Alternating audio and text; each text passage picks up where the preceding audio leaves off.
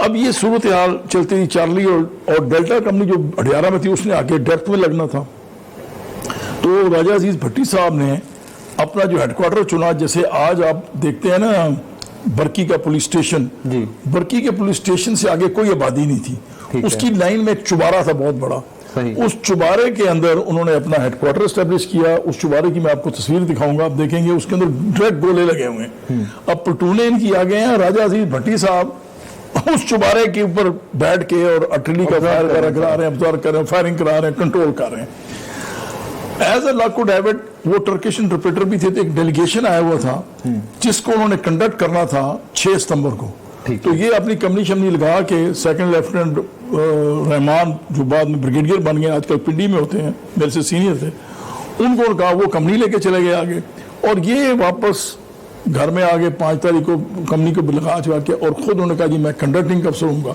लेकिन जब 6 सितंबर को लड़ाई शुरू हुई तो नेचुरली वो डेलीगेशन भी छोड़ा और ये फिर रश करके उधर गए और सीधे उस अपने हेडक्वार्टर में पहुंच गए और कंपनियों को लगाया। अब 2 प्लटूनें आगे लगी हुई।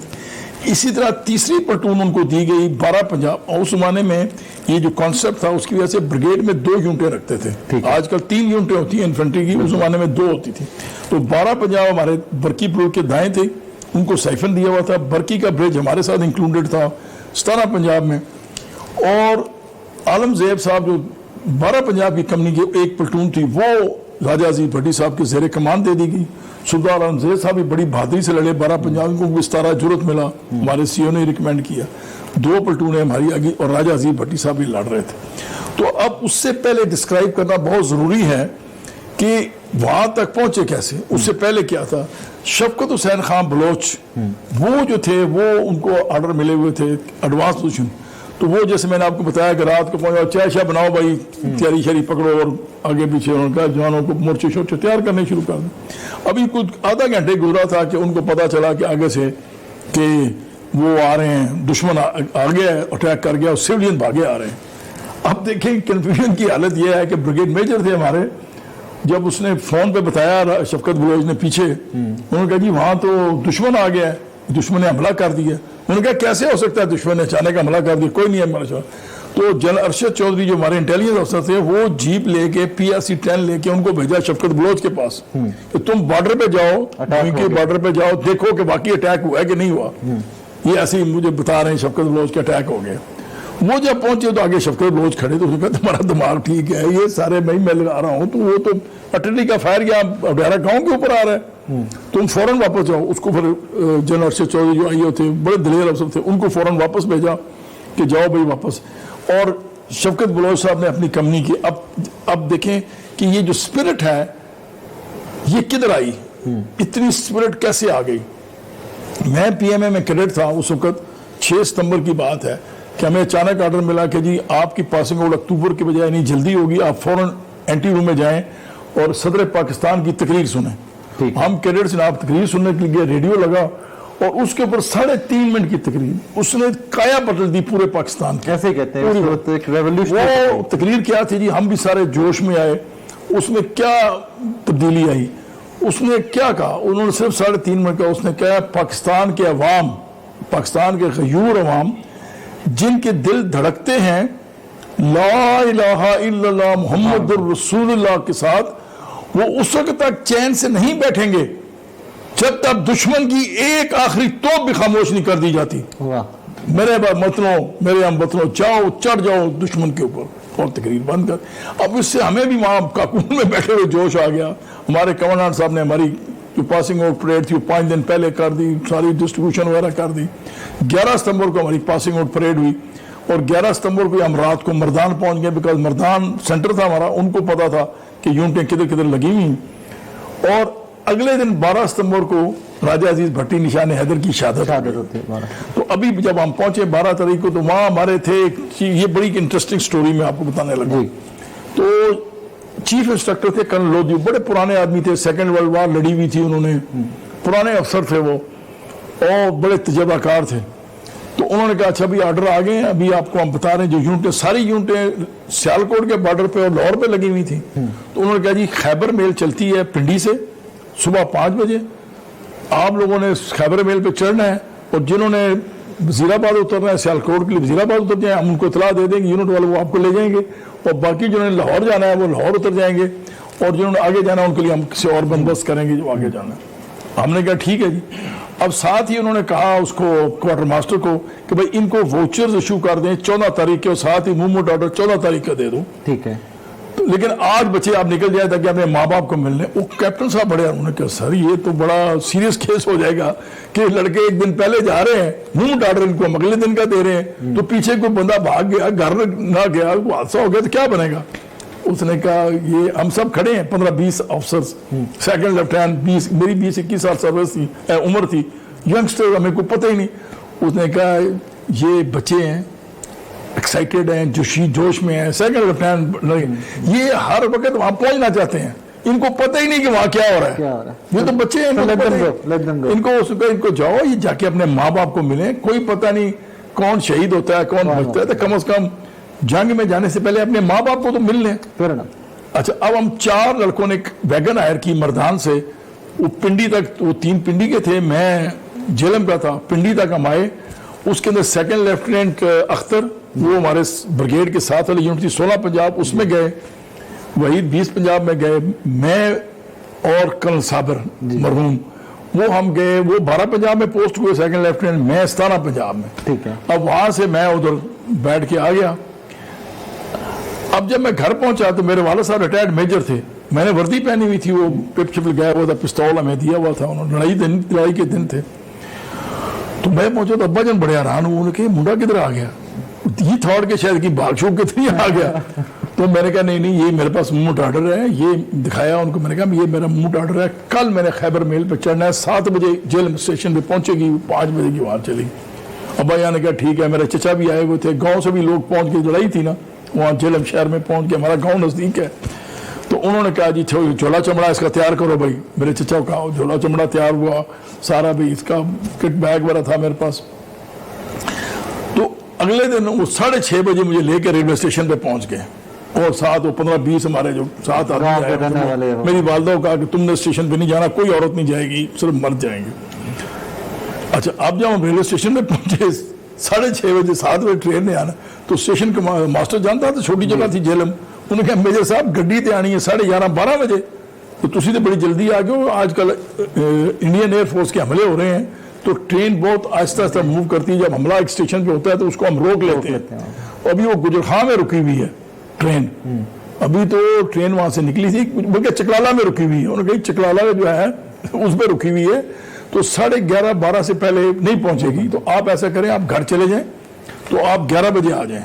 टेलीफोन तो ज़माने में थे नहीं, तो मेरे वाला साहब ने कहा नहीं भाई हम इधर इंतज़ार करेंगे, आप फर्स्ट क्लास का वेटिंग रूम खुलवाएं, हम उधर इंतज़ार करेंगे, मैं घर ले जाऊं बच्चे को, तो पीछे ट्रेन बजाय 11 के 10 बजे आ जाए, तो लड़ाई का ज़माना है, तो मैं तो नहीं ट्रेन मिस करना, मेरा बेटा ट्रेन मिस कर जाए, जंग में जा रहा है, नो वी विल वेट। खैर इन द मीन टाइम वो हम उधर इंतज़ार किया, वेटिंग रूम में चाय शाय वहाँ नया उन्होंने बंदोबस्त किया, घर से भी मेरे कुछ आ गए सारा। 11 बजे हम बैठे, अब वो सेकंड लेफ्टिनेंट अख्तर पीछे से आ रहा था, वो साबर भी हम।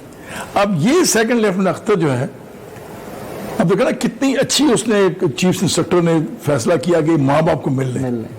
हम पहुंचे हैं जी 14 तारीख को यूनिट में जी, और वो 21 और 22 की रात को वाघा बॉर्डर पे 16 पंजाब में शहीद हो गया। 10 दिन की सर्विस। और दूसरा हमारा वीक दोस्त वो अगर वो FF का था, वो कसूर सेक्टर में था, वो अक्टूबर में शहीद हो गया। तो पॉइंट इज कि ये जो सोच थी उसकी बड़ी फादरली सोच थी कि बच्चे माँ बाप से तो मिलने भाई जाने से पहले, कोई पता नहीं, और वो शहीद हो गया अख्तर। तो कहने का मकसद यह है कि इस तरह की ख्यालात थे, इस तरह का जोश था, इतने की सोच थी, लीडरशिप जो थी वो एवं हमारे जो ट्रेन थे हवलदार नहीं। अब मेरी यूनिट का थ्रेशोल्ड मैं आपको बताऊं, मेरे जो कमांडिंग अफसर थे उनकी 21-22 साल सर्विस थी, वो बर्मा के जहाज में लड़े हुए थे। जो हमारे 2H थे वो IMA PMA के थे, उनकी 19 साल सर्विस थी, और उनका अभी कोई चांस नहीं था प्रमोशन का, क्योंकि अभी हमारी प्रमोशन थ्रेशोल्ड बड़ा लेट था, यूनिटें बहुत कम थी। राजा अजीज भट्टी जो नेक्स्ट सीनियर थे वो फर्स्ट PMA थे, उन्होंने PMA से सोर्ड ऑफ ऑनर ली हुई थी, नॉर्मन गोल्ड मेडल लिया हुआ था, बड़े ब्रिलियंट अफसर थे, कनाडा से स्टाफ कोर्स किया हुआ था, कोर हेडक्वार्टर में रहे हुए थे, इन्फेंट्री स्कूल में एज ए लेफ्टिनेंट इंस्ट्रक्टर है, फिर एज ए मेजर भी इंस्ट्रक्टर है, बहुत ही प्रोफेशनल आदमी थे।